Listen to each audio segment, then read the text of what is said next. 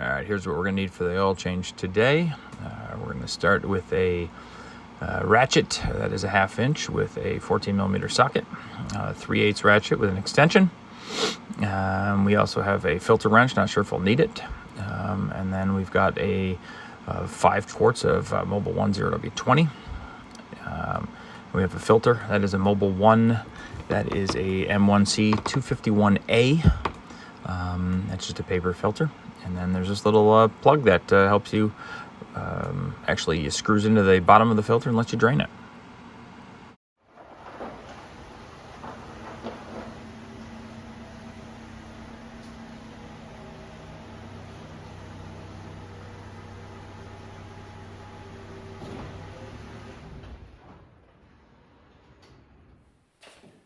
Welcome back to the Bearded Garage. Today we're going to do an oil change on a 2010 Toyota Camry. We're going to do it on a max jack. Here we go. If you follow any of my other oil change videos, one of the first things you'll see, I got a recommendation. And one thing that you do is I take a look in the back of all my manuals. Focus.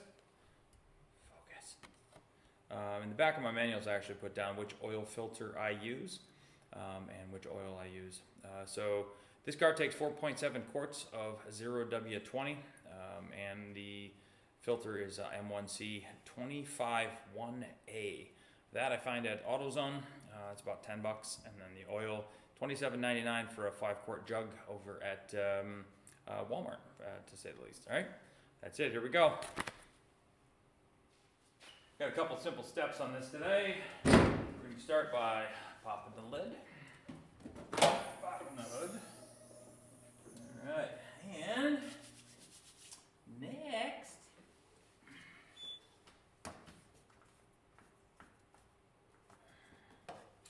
take the oil cap off, set it off to the side. It does say 0W20, and then we're going to take the lift, put it in position.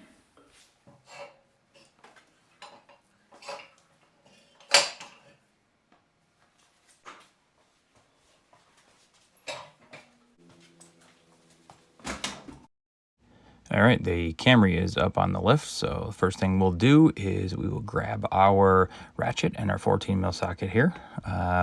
Go grab my comfy Max Jack chair and this oil drain that came with the Max Jack Ultimate package. And have a nice seat here and slide all the way up underneath and get to that oil pan. All right. All right, that's the oil drain plug right there, and right behind it is the oil filter housing. It's a little weird. It's actually just a housing with a paper filter up inside. A 3/8 extension goes in there, and you turn it to remove the housing. All right, I've already loosened this drain plug, so we're gonna try to get this done and get it out without making a huge mess. Try to put my hand up above it to make sure that I'm not gonna spray it everywhere. Looks like she's starting to come out. Yeah, there we go, black gold. While we're at it, might as well give you a review here of this oil drain tank that came with this. That's with the Max Jack Ultimate Kit. I'll tell you, it's about 9 gallons. I've used it a couple different times, and it's proved to be pretty damn useful, so great buy. All right, we're gonna let this drain while we start something else.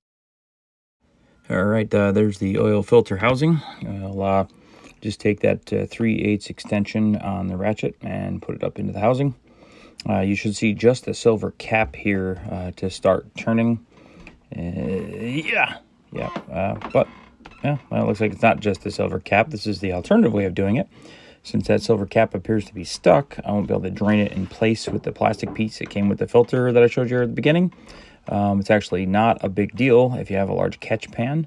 So it looks like I'll just be loosening this and taking the whole thing out at once. All right, let's turn the damn light on so you can actually see what I'm doing. Let's just turn that whole canister here so you can see that silver piece is stuck, but the whole canister comes out anyway, and we'll need to do this. So just keep turning, and it's starting to leak a little bit. And oh, there you go. Yeah, that's great. That's just a big old mess.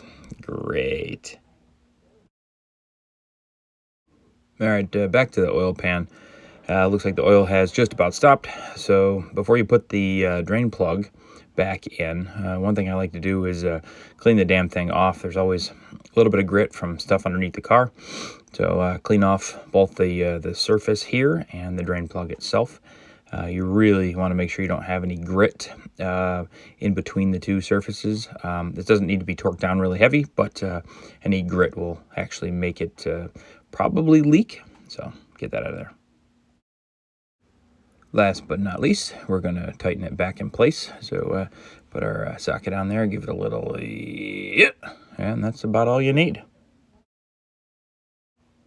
All right, here's the filter canister we just made a big old mess with. You just see a paper filter on the inside, and that paper filter is what we're going to be pulling out and replacing. All right, I like to do the filter on the table. You can do it underneath the car, but I find this a little bit easier. Once you get this canister out, take the paper filter out. All right, here is the canister itself. These are the two gaskets we're going to be replacing. First one is on the outside here. It's actually a notch to get it out nice and easy. All right. Once you get it out, make sure you clean where that sits. And all the way around. Get that scuzz out of there. You can see the orange line tells you where it's going to go. Nice and easy, and all the way around. All right, when we're underneath the car, this whole canister came out, but the intention was to actually have that come out. So really what should have happened was this. I loosened that a second ago. See, when you unscrew this. So the way this works underneath the car is you unscrew this underneath the car in order to drain the paper filter while it's under there. In the filter pack right here, you get one of these guys. You actually screw this down in. It's spring loaded, and actually oil will leak out of here, so you can drain this so you don't make a huge ass mess like I did.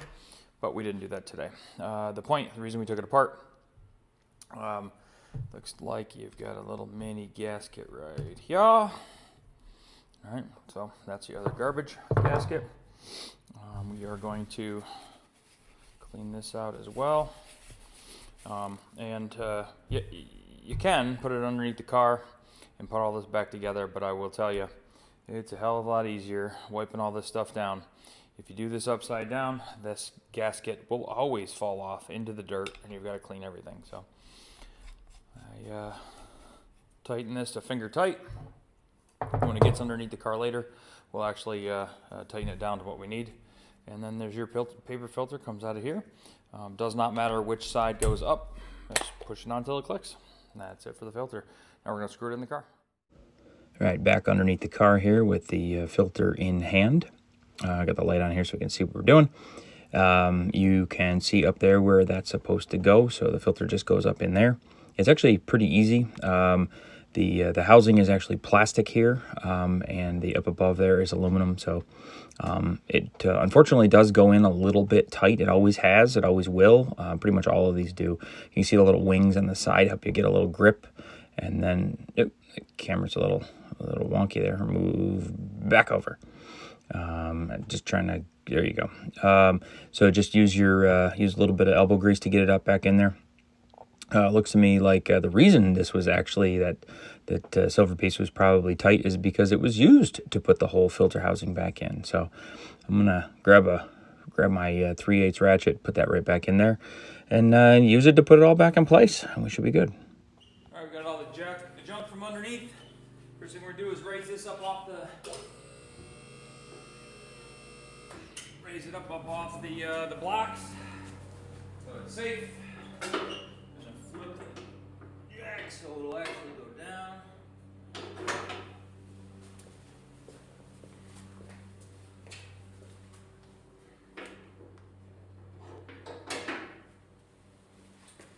Now we're going to lower it and put some oil in. There we go.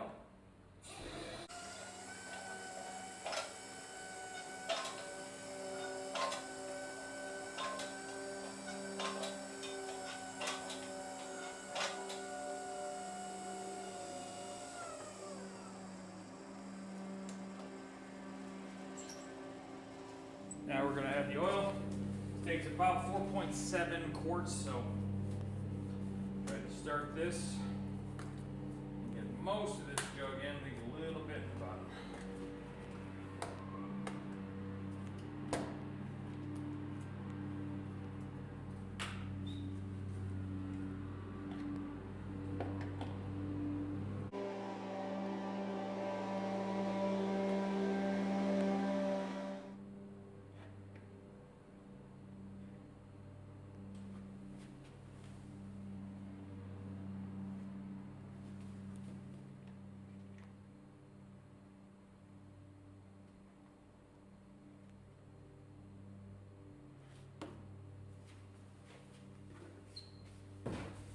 full. We're going to start her up and test it. Put the cap on so it doesn't splash around.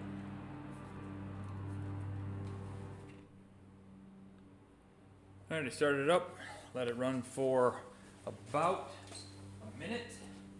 I'm going to pull the dipstick here. A little tight, huh? First thing you do is pull it and clean it because it's been splashing around inside. Probably not going to give you a very accurate reading.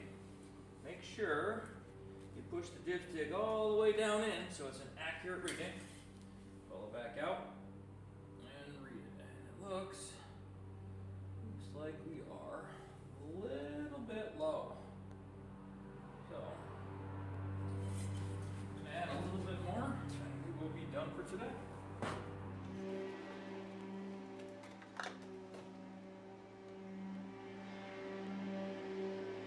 Looks like it took all of 5 quarts.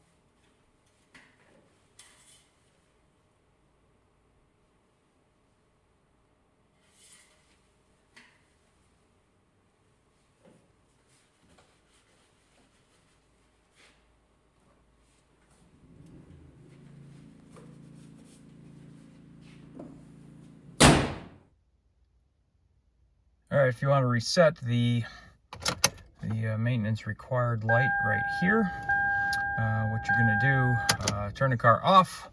You're going to move to trip, oh, we're already on it, trip A. Take your left hand, push in the button, and hold it in while you turn the car on to accessories mode. You got to hold it, so you got to do 2 things at once. See those flashing lights right there? All right, so now it's reset. It all went back to 0. Now it's done. Now you can see that maintenance required light is out. That is it. All right, thanks. Thanks for watching The Bearded Garage. Smash that like button down below. Click subscribe, and you get to see the next videos we have coming up. Send me some comments. Let me know what you think. America. Thanks.